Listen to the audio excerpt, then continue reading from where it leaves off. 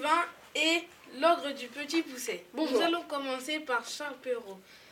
Quel conte avez-vous préféré écrire et pourquoi? La barbe bleue, car c'est le personnage qui me définit le plus. Il est faux, cruel et riche. Comment avez-vous réagi quand vous avez appris que vos contes ont eu du succès? Je savais qu'ils allaient avoir du succès, ils ont été écrits par moi. Savez-vous que vos contes ont été adaptés au cinéma? Oui, ils m'ont même payé un sacré paquet pour faire ce film. D'ailleurs, j'en profite pour vous dire que je vends une nouvelle marque de vêtements, Gloire à Perrault, disponible dans tous les magasins. Merci, nous allons passer aux questions de l'ogre. Comment étiez-vous dans la vraie vie? Je suis un ogre très gentil, attentionné. Je n'ai pas mangé le Petit Poucet parce que je suis végétarien. Je le poursuivais le Petit Poucet parce qu'il m'a volé mes bottes. C'est pour ça. Et vous, pourquoi vous m'avez fait comme ça? Essaye de gagner de l'argent avec un ogre végétarien, ça vaut absolument rien. Comment avez-vous réagi à la mort de vos filles? Ce n'est pas grave, elles étaient en pleine crise d'adolescence. Aimez-vous votre femme? Au revoir. Bon, merci J'avais des thunes à gagner au début. Merci d'avoir été présent à cette émission.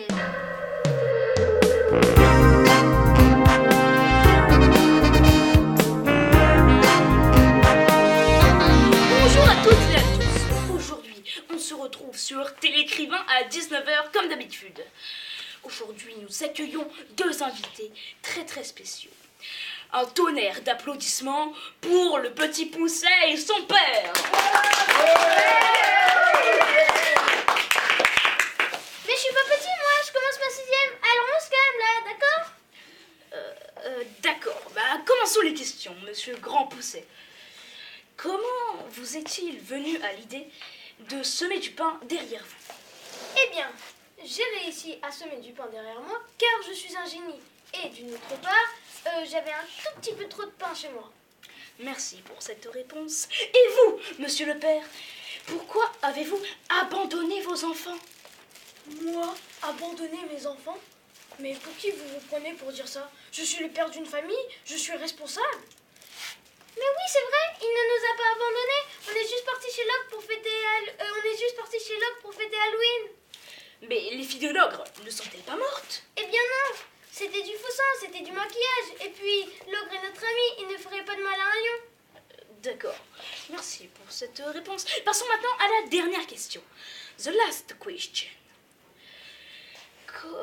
Comment avez-vous réussi à tromper la femme de l'ogre? Eh bien, je lui ai dit que si elle me donnait toutes ses richesses et son or, elle serait plus belle qu'une déesse et aurait le plus beau mari du monde. Malheureusement, une semaine plus tard, la pauvre femme fut plus laide qu'un pou.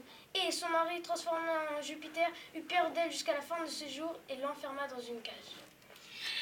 D'accord, merci pour cette toute dernière réponse. C'est déjà la fin de cette émission. On se retrouve la semaine prochaine sur Télécrivain à 19h, comme d'habitude. Et bon week-end!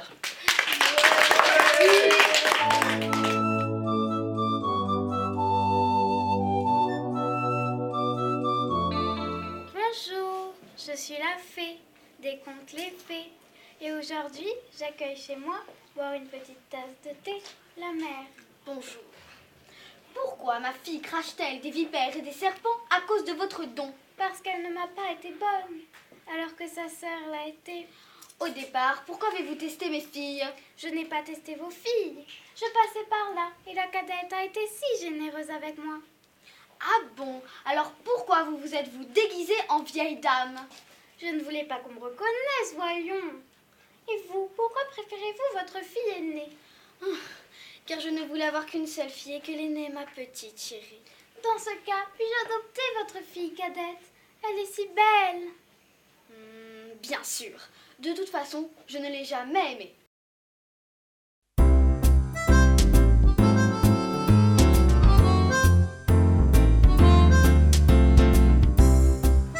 Bonjour et bienvenue sur Lecture Info.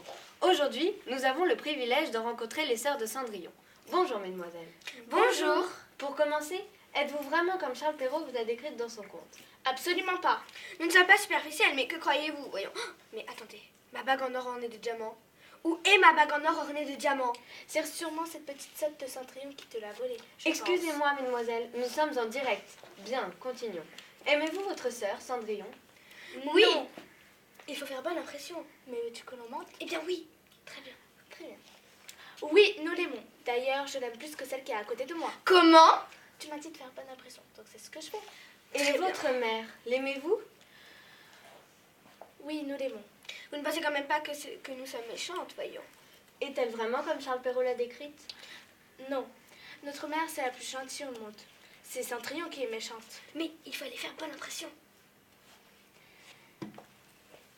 Êtes-vous déçu que le prince ait choisi votre sœur au lieu de vous? Mais qui êtes-vous pour poser des questions aussi indiscrètes? D'ailleurs, en y repensant, je pense qu'il a fait une grosse erreur en épousant ma sœur. Et aimez-vous toujours le prince? Oui, nous l'aimons. Vous n'avez pas entendu ma soeur parler il y a 2 minutes? Si, bien sûr. Maintenant que votre sœur est reine, avez-vous des privilèges? Bien sûr, nous en avons, mais nous aurions préféré en avoir plus, vu que nous sommes les belles sœurs de la reine. Je vous comprends. Pour terminer, avez-vous trouvé un compagnon? Non, pas encore. Nous attendons que le prince voie son erreur. Eh bien, merci mesdemoiselles d'avoir répondu à nos questions. Nous espérons vous revoir bientôt sur Lecture Info.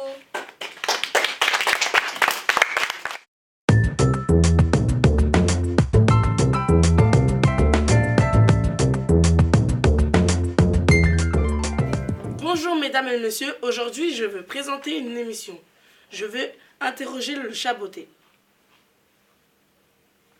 Je ne le vois pas, je vois que son père, donc je vais l'interroger. Bonjour monsieur. Bonjour madame. Aujourd'hui je veux vous poser des questions. Comment vous avez réagi quand vous avez appris que votre fils a mangé l'ogre? Je l'ai laissé faire. L'ogre peut pas être aussi bête pour se transformer en une souris. Comment vous avez réagi quand vous avez appris que votre fils volait? Mon fils ne vole pas, il prend riche pour donner aux pauvres.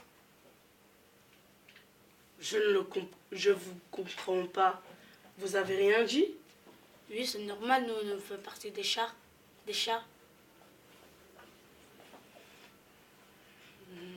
D'accord, maintenant je vois d'où vient votre fils. Bah oui, c'est normal, c'est moi qui l'ai accouché.